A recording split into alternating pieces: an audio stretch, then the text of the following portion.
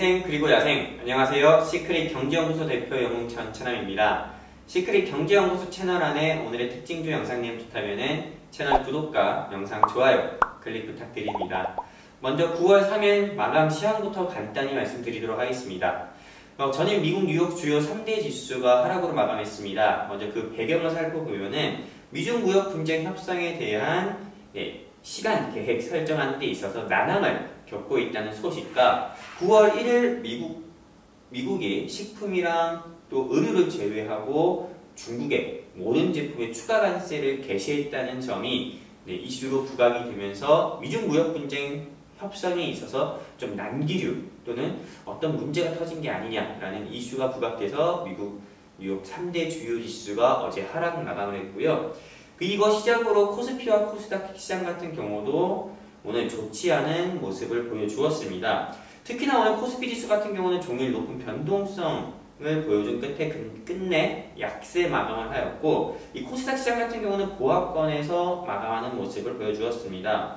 먼저 이 배경은 이렇게 코스피도 약세로 마감을 했고 코스닥도 보합권으로 마감을 하게 된 배경을 먼저 말씀드리면은, 앞에서 말씀드린 것처럼 미중 무역 분쟁 협상 시간 계획이 아직 설정이 안 됐고요. 그리고 9월 1일부터 도널드 트럼프 대통령이 중국에 추가 관세를 개시했다는 점이 부각이 된 거고요.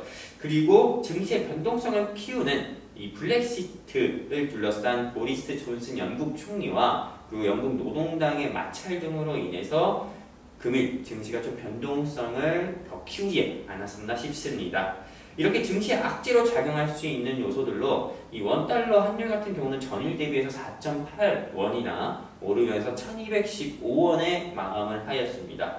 먼저 오늘의 매매 동향부터 좀 살펴보도록 하겠습니다. 일단 개인 투자자가 코스피랑 코스닥 시장에서 코스피 시장에서는 407억 그리고 코스닥 시장에서는 1183억을 매수하였고, 그리고 기간이 코스피 시장에서는 2473억 을 매수, 그리고 코스닥에서는 590억을 매도하였고, 외국인 같은 경우는 코스피 시장에서 3032억을 매도, 코스닥 시장에서는 531억을 매도하였습니다. 오늘 개인 투자자와 기관이 코스피 시장에서만 3천억 가까이 매수했는데 이 외국인의 거센 매도세로 상승 마감은 하지 못했고요. 이에 따라서 코스피는 1965로 마감, 코스닥은 그래도 620선으로 마감하는 모습을 보여주었습니다. 일단 무엇보다도 현재 좀 시장을 끌어올릴 수 있는 상승 모멘텀이 부재로 계속 좀 박스권 행보하는 그런 모습을 보여주고 있고, 이 시장의 거래 대금도 전달 대비해가지고 1조 가까이나 차이가 나는 것 같습니다. 크게 줄었다는 말이죠. 자, 그렇다면은 이제 이런 시장에서 어떤 종목이 상승을 했고 하락했는지 먼저 한번 분석해보는 시간 한번 가져보도록 하겠습니다. 오늘 9월 3일 상한가 간 종목으로는 KPM테크라는 종목이 있습니다. 이 회사 같은 경우는 코스닥 거래소 종목이고 코드 번호는 042040입니다. 1971년도에 설립이 됐고 2003년 코스닥 증권시장에 상장됐고요. 계열 회사만 8개가 있습니다. 즉 계열사만 8개가 있어요. 한마디로 상승 모멘텀이 되게 다분한 회사다라고 말씀을 드릴 수가 있는 거죠. PCB와 전자통신 반도체, 그리고 자동차 부품용 표면 처리 약품, 전자용 도금 설비 제조 판매업을 주 사업으로 하고 있습니다. 무엇보다도 오늘 상한가 간 이유를 분석해서 말씀을 드리면은, 이 회사의 계열사 중 하나인 BTL 첨단 소재가 스마트폰 제조의 필수 부품 중 하나인 파우치, 소형 2차 전지 파우치 필름 공급을 개시한다는 이슈에 오늘 상한가 갔습니다. 그렇다면 이 파우치 필름이 뭐냐? 파우치 필름에 대해 간단히 말씀드리면은 파우치 배터리라고 있습니다. 이 배터리에는 전해질과 그리고 양극, 음극, 분리막 등이 있는데 이것을 보호하는 필름을 우린 파우치 필름이라고 합니다. 근데 이 파우치 필름 같은 경우가 일본 DMP라는 회사와 일본의 쇼와덴코라는 회사의 글로벌 시장에서 85%를 점유하고 있었습니다. 즉 일본에 대한 의존도가 심했다라는 것을 볼 수가 있는 거죠. 근데 이것을 국산화하고 그리고 공급 시스템까지 구축했다고 하니까 이 KPM테크가 오늘 상한가 간 거였습니다. 제가 얼마 전에 오늘의 특징주 영상에서 평화산업이 차체 흡수하는 에어스프링이라는 부품을 개발하고 국산화에 성공했다고 해서 상한가 같다고 했죠. 그 이슈랑 똑같은 이유로 상한가 같다고 보시면 될 것 같습니다. 이 회사 같은 경우는 이 상승 모멘텀 말고도 아까 말씀드린 것처럼 다양한 상승 모멘텀이 있습니다. 맨 처음 어떤 상승 모멘텀이 있냐? 비보존 모멘텀이 있고요. 두 번째는 미세먼지 모멘텀이 있는데 먼저 비보존 재료부터 한번 말씀드리도록 할게요. 이 KPM테크 같은 경우는 비마약성 진통제를 생산하는 비보존이라는 회사에 160억을 추가 투자한 사실이 부각되면서 비보존 관련주인 텔콘이 상승 나올 때 관련주로 분류돼서 동반 상승한 경우도 있었고요. 그리고 KPM테크의 계열사 중 하나인 네오미세먼지 마스크에서 제작한 즉 제조한 마스크도 미세먼지 관련주가 시장을 주도할 때 이 모회사가 KPM테크이기 때문에 역시나 KPM테크 관련주도 KPM테크도 관련주로 분류가 해서 시장에서 상승 나온 적이 있었습니다. 자, 그렇다면은 이제 이 종목을 좀 매수자와 보유자 입장에서 좀 설명을 드리려고 합니다. 그렇다면 이 종목은 신규 매수 원하시는 분들한테 뭐라고 말씀드릴까요? 제 의견은 바로 NO입니다. NO 매수입니다.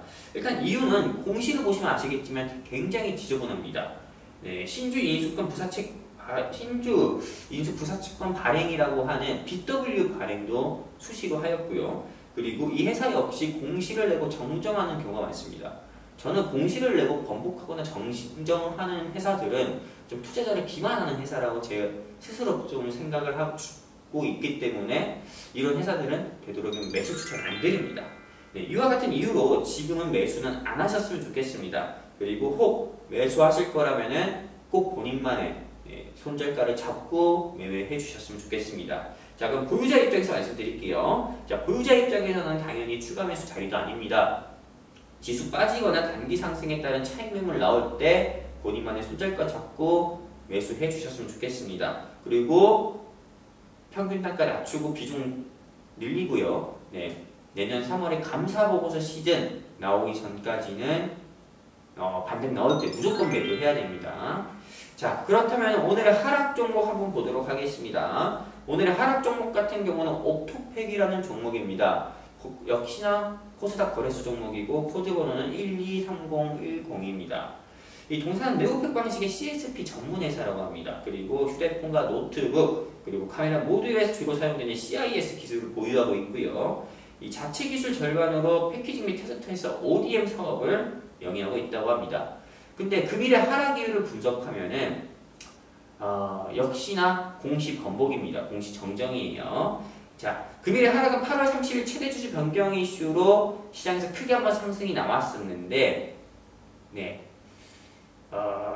오늘 하락한 이유 같은 경우는 이 단기 상승에 따른 차익 매물과 그리고 제3자 배정, 유상증자 납입일 변경 공시로 죄송합니다. 제3자 배정 유증금액 40억 납입일이 이길 그 다음날 9월 4일인데도 불구하고 약세의 투심이 흔들려서 대량으로 투매 나온 것으로 보입니다. 그래서 오늘 하락 나온 것으로 추정이 되고요. 역시나 장마치고 나서 제3자 배정 유상증자 납입일이 기존 9월 4일 에서 12월 27일로 변경되었던 정정 공시 나오면서 내일 9월 4일도 추가 하락이 예상되는 종목이기도 합니다. 자, 그렇다면 이제 이 종목은 매수자와 보유자 입장에서 한번 말씀을 드리도록 하겠습니다. 이 매수자 입장에서는 당연히 무조건 매수하지 마세요. 시총도 400억으로 가볍고 공시를 보았을 때도 마음먹고 투자할 정도로 괜찮은 회사 아닙니다. 매수 안 하셨으면 좋겠습니다.